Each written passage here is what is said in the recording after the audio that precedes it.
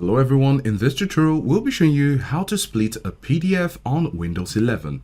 In order to do this, we'll be using ilovepdf.com, and although it's paid, you have some options available on the free end of this website. One of which is the split PDF option. So go ahead and click on it and then select the PDF file. So here we have range 1. This is a 42 PDF page, and here you can see split on the right side, and you have range, pages, and size. Now, if you go over to size, you can see at the top right corner of this section that it's actually for the paid version. But this is free and this is free, and we're fine with this.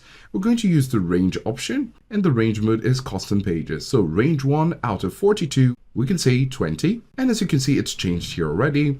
Then we could add another range, and it automatically says 21 to 42. You could split more pages, and then when you're fine with this, you can see range 1 and range 2. Go ahead and click on split PDF, and it's currently splitting it, and it's ready to download. We're going to click on download split PDF, and you can see it right here.